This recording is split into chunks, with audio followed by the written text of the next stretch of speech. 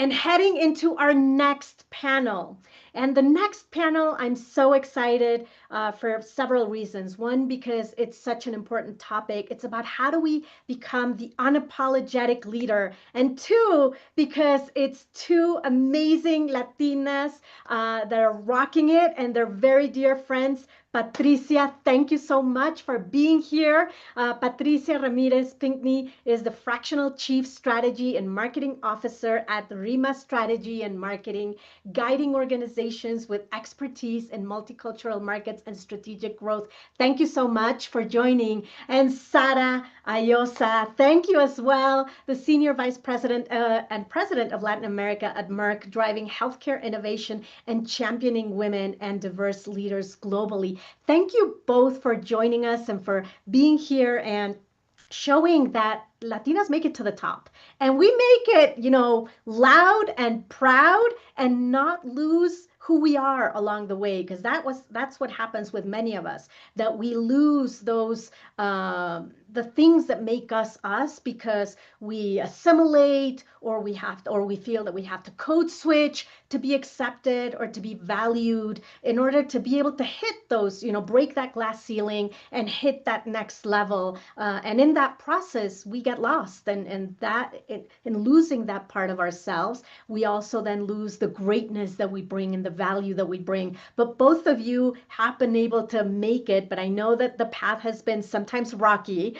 So would love to hear, starting with you, Sarah, on, how were you able to navigate that? And how did it impact you in some way, or maybe it didn't? I don't know. Would love to hear. No, so first of all, thank you so much, Eliana and Sandra, for this amazing event. It's such an honor for me to be here on this panel with Patricia, but then also with all the amazing attendees, and to follow Kimberly, who was just so inspiring. So thank you for the question. As I think about and reflect on myself and my journey as an American with Latina roots, my mother's from Puerto Rico, my father was from Ecuador. I think about an example when it comes to that term you mentioned around code switching.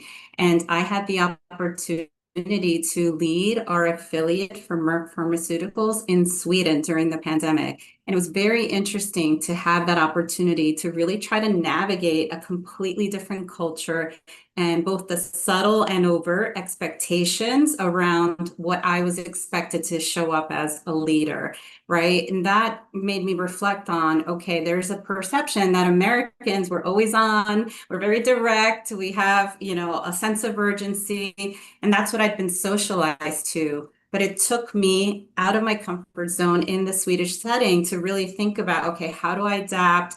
And how do I really, earn the trust of this culture that I've never, experienced before? That means I had to take a more balanced approach. It wasn't around adapting to fit in, but it was with the intention to earn trust. And once I built that trust, it really allowed for me to introduce myself in a more balanced way. Just to give one other example, we as Latinas, right, we're used to this term of the warmth and passion and familismo and that cultural social gathering.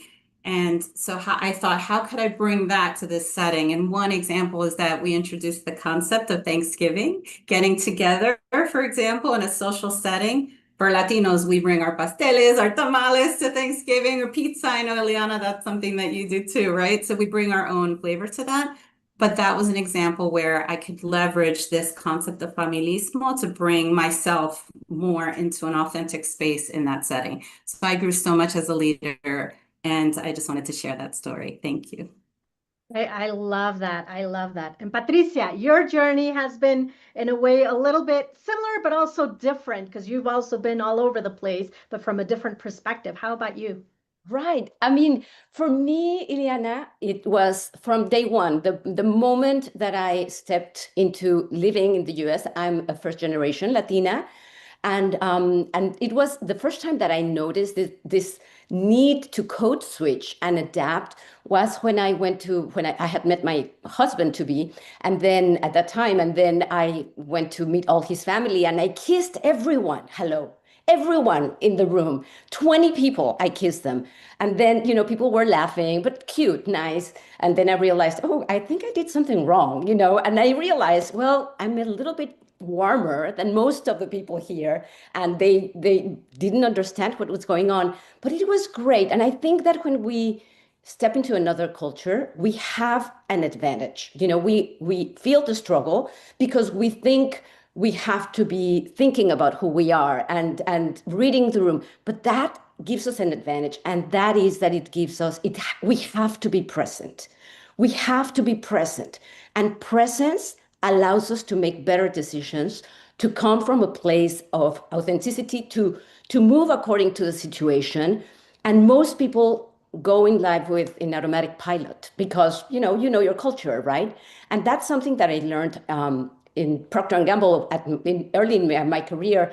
I was very fortunate to participate in a research project that was about going to different cultures and figure out how people would answer questions. And I realized then, working with this amazing team, that people had a reference of their own. And there was not a truth out there, but our own private virtual reality according to our culture. And that if we wanted to communicate with another culture, we needed to kind of find that path. And that's something that we Latinas do because, first of all, we're women, and we know that we are navigating sometimes waters of men and, environments with men. And then we also bring another culture, and we are both 100% Latinas, 100%. Ana will be talking here about it, and she always says that we're 100% Latinas, we're 100% Mexican or American, I mean. So we're 200%, and we bring that presence to everything that we do. So I think I love that. And I love what both of you share, because it shares, actually, you're right, like the wealth of everything, the intersectionality that we bring to the table. And not only because of our heritage, but because, we're women, or we are nurturers, or we're caregivers, or we're moms, or we're sisters, or we're somebody's daughter, and we bring all of that with us as well.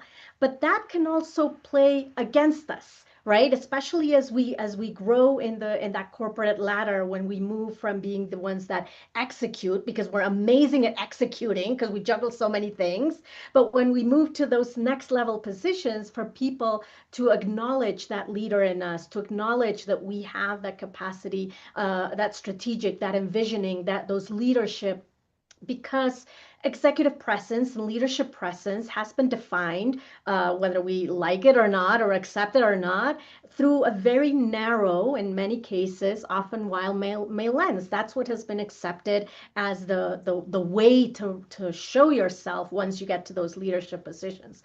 And it defines, how we look, how we sound, how we act, how we do our hair, how we show up, how we sit at the table or not. And so as Latinas, we need to walk that tightrope of still being ourselves, still can have our gold and our jewelry and and love our hair, but also know that there are still certain, I'm going to call them guidelines, that we still need to keep in mind, so that we and navigate those while we help others understand that, and give us that, allow us to share that we are more than that initial perception. So I would love to hear from you, and I would love to start with you, Patricia. Have you found that balance between being yourself, not losing yourself, but also recognizing that sometimes, we have to play the game? Oh, absolutely. And I think, Ileana, you said something very important, and it's getting lost in the process. And I think that is very valuable too. That is part of our journey. So anybody that is listening, and when we feel, and we all do feel sometimes lost in the process, remember, nobody really knows. Everybody is winging it, so have that self-security of knowing that if you feel a little lost about it, or you feel that you have lost yourself, it's okay. It's part of the process, and it's okay, because that makes us more ourselves. I know it sounds like a contradiction and it's a paradox, but when we get lost, then when we find our flavor again, we recognize it. And that is very, very important. I remember it was very funny. The first time I took headshots, professional headshots in the States for one of my clients, that it's a major fintech company in the States. I took these headshots and they asked me to remove my earrings, please. And they had these pearls that they wanted me to wear. And I didn't know how to say no. This is me, so I put these little pearls and everything, and I hated those pictures because and I had to change my red coat for another gray one because they wanted us all to look the same. And well, look at me.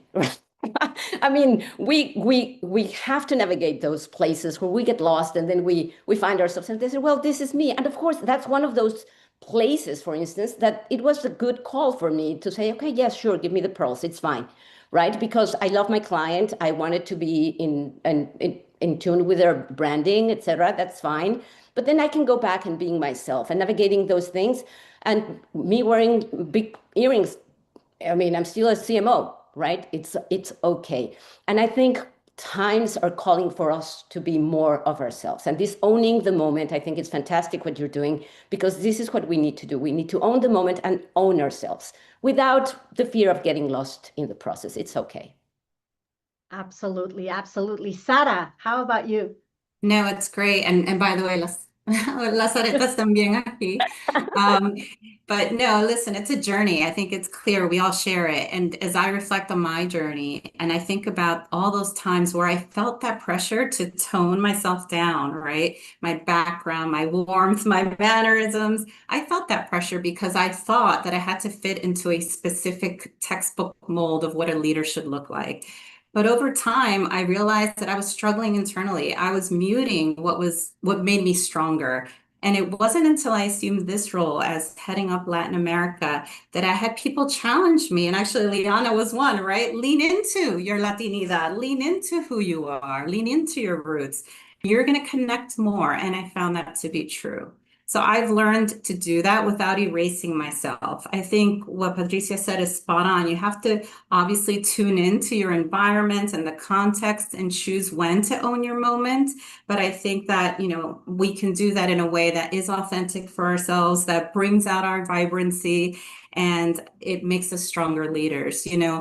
With that said, had I not been bold, I wouldn't be sitting here, because it was my owning the moment to raise the question, hey, why has a woman or a Latina never run Latin America for Merck?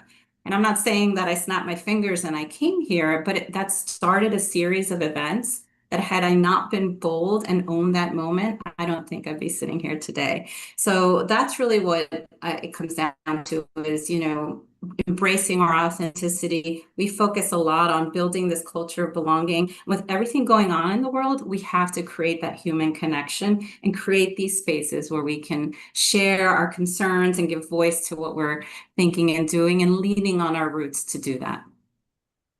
I love that. And I know that I've told this to both of you, that I didn't know I was a Latina until I stepped out of corporate 6 years ago, right? But now I know what Latina means to me, which may be different than what it means to Sarah or to Patricia or to anybody else. But I love what you're both saying, because it is about recognizing what it means to each of us, between the earrings or the hair or the showing up or the loudness or the providing space or the nurturing, the talking, and we, like, each of us embrace it in a different way, and it's trying to find that back and forth and see where it fits. So thank you so much for sharing your stories. And I want to continue with you, Sarah, because you've built a long-standing career in one of the most competitive corporate environments and industries, and especially one that, women in general in many of these industries are underrepresented, but the one that you're in is definitely not the exception. And I would love to hear what's one unwritten rule that you've had to learn and then unapologetically rewrite to succeed. Because sometimes we go down a path we think it is, and then we have to go back and reinvent ourselves in some way or form.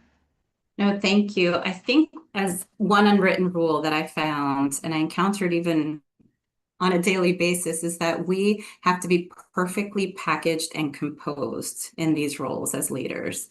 And I found that actually when we demonstrate those moments of vulnerability, or voice, hey, I'm struggling with this, or I don't get it, or help me understand, it makes us stronger, but it creates space for our teams to feel, psychologically safe to be able to partner with us to bring themselves and the very best of themselves out so we can deliver more impact together. And that openness, that vulnerability is something that, you have to get comfortable with, of course. But I think that is an unwritten rule that I really had to, say, I'm going to challenge the status quo and not be this perfectly composed person all the time. If I make a mistake, I say, I own it. I did that. I messed up. Sorry. Or if I have to vent, I'll, call someone and say, look, I'm struggling with this and this is what I've learned. So I think that's been an unwritten rule that I've had to rewrite for myself and for my team. I love that. The perfectionism, right? We hold ourselves these double standards because we hold ourselves to standards significantly higher than what we hold others to, right? So we need to hold grace for ourselves the way we do it for others as well. I always love a phrase from one of our United Latina members that says that she's a recovering perfectionist. And I feel like I keep going down that path as well. So thank you for sharing that, Sarah. I think many of us do that as well.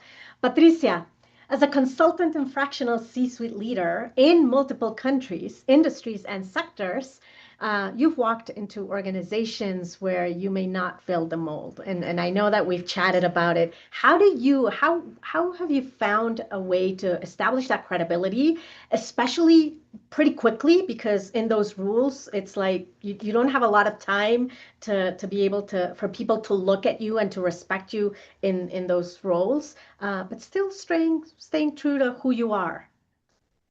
Well, that is a very deep question, Ileana. I think that's something that we do with practice. And again, I remember the first time, like I graduated from the Tec de Monterrey, and I had broken the record of like the average grades in the country. So I was very qualified, and I walked into an interview with a major Fortune 500 company, and they said, "Wow, you're perfect. The only problem is that you're a woman." And I didn't take it sitting down. At that time, I wrote to the headquarters and said, this happened to me, and they offered me a job. But I think that's something that I started practicing from a very young age. That at that time it was because I was a woman, but then the competition hired me. So it was a pretty good thing afterwards because then I could navigate that. So at the same time that I had to prove, and I continue to have to prove sometimes my experience and capacity of doing things, I also have become more and more okay being myself. And even with the possibility, as Sarah was saying, of being vulnerable, making mistakes, and thinking, I'm human and it's okay. And I hope that everybody who listens today really gets that we're human and we're going to make mistakes. It doesn't sometimes have to do anything with being a Latina or a woman, but just we're human. And that is very important. And one of the things that we're seeing right now that I love, love, love is the power of authenticity, for instance, in Bad Bunny. He said, I'm who I am. I'm Latino. I stand for certain things, regardless if we like Bad Bunny or not. He stands for what he is who he is. He said, I'm not going to do these things. I'm going to do these things. And now he was hired to do this incredible Super Bowl halftime show that comes only from being authentic. And I think there's so much to gain with ourselves being authentic. And that is so, so important. And that's something that I would like all of us to internalize, that it's okay to be ourselves, that it's great to be ourselves. And actually that's one of our reaches. And in my professional life, I remember once there was a merger going on with one of my clients, and they asked me to attend the negotiations. And somebody asked, why is Patty attending the negotiations if she doesn't have anything to do with finance, with mergers? And the CEO said, because when Patty arrives into a room, she connects with people, and there's such peace coming. I mean, and I don't want to brag. I think that's a Latina thing, that we connect with people naturally. We look at people in the eyes. We do things like that. And so my culture brought me opportunities that probably I wouldn't have had if I wouldn't have been myself. And, like, I don't care if I'm a little bit too warm. It helps in a negotiation, and it's okay. And my clients could appreciate that. I love that. And you both talk a lot about, these the be putting ourselves out there, making sure that the perfectionism, that we are vulnerable, right? Embracing vulnerability as a strength and not as a something to hide and to wash away from. But still, many of us still suffer from imposter syndrome. Most of us, many of us, like sometimes our biggest barrier are not all of these external things that happen and that we go through. Sometimes it's ourselves that we don't speak up. We are afraid of sounding wrong, afraid of saying the wrong thing, of not being good enough, of what if I make a mistake, like all of these things. I'm not ready for it. I need another certification, like all of these things. And we become almost our own, worst enemies, right? And we silence the ourselves through these inner critic voices. So, do you have any like tips or tricks on how to silence that voice of self-doubt and be able to claim that space with confidence? Sarah. Yes, no, thank you. First of all, Patricia, I saw Bad Money and I agree with everything you said. It was an amazing concert.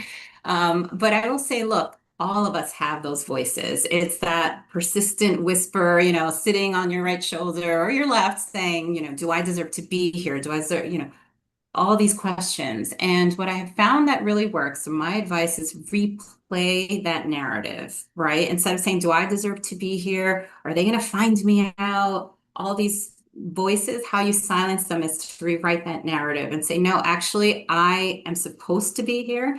I am coming here to deliver with a purpose and have impact, right? And so you replay that narrative. Another tip is to write down a list of your accomplishments or pull up your CV. And when you have those doubts, take a look at yourself through another set of eyes. Gosh, I'm really great. I've done all this. And so you have to, again, it's these tricks to really try to re-anchor yourself. And of course, prepare. If you're giving a presentation or you have anything that you really need to deliver, prepare, prepare, prepare. That's the best way to ensure that you show up fully confident and comfortable in what you're going to do. And at the end of the day, confidence isn't about having checked all the boxes and being perfect, as we talked about. It's around putting one step in front of another. It's about being comfortable, being uncomfortable. That's where the more you put yourself and you stretch yourself in those situations, the quieter the voices of self-doubt will become. I love that. Patricia, close us up because All we right. got to the end of this panel. I feel like we could continue on this conversation. But Patricia. Oh, well, I have two things that I would like to say about that. One is that, at least in my professional life, one thing that has made, and for those of you who know me, mindfulness and meditation has been incredible for me. So if you, connect with me, I love doing that as well, but that is very important because landing in my body and kind of checking in with myself, all the mantras would not be good enough as for me to really feel in my body, how am I feeling and where am I coming from? And I think that is a big thing. And another thing that I want to, and we talked about it, Ileana, a couple of nights ago, and it is we as Latinas, we are Latinos, Latinas, we have this concept that being humble is good always. And being humble, yes, it's good. We don't want to be braggadocious, right? But honestly, we do. We do. We need to brag. I have a group of friends, and it's an amazing group that we call the bragging friends, and we brag with each other, and we do it, and we need to do that as Latinas. We need to brag to each other. So connect with me on LinkedIn. Send me your accomplishments, the things that you're thinking about. I am really good at that. I love to applaud people and other Latinas that are doing those things. And find your bragging friends and just own it, because that will help us, move beyond our imposter syndrome. Those are I love that. And let's make that today's challenge. And for the rest of the month, start here. Start on this chat, right? Write down one thing that you've accomplished, that you feel proud of, so that we can all recognize you and celebrate you. What better place to do that? Thank you so much, Patricia, for sharing with that and for doing, elevating all the voices and spotlights that you do. Thank you, Sarah, so much for representation matters and for being an amazing leader in the space that you're in, because I know it's a very important space where more Latinas are needed. Thank you both for sharing, and I know we'll continue down. And make sure that you connect with both Sarah and Patricia. Thank you so much. Thank you, Ileana. Chao, gracias. Bye, Sara. Encantada. Bye-bye. Cuídate, bye.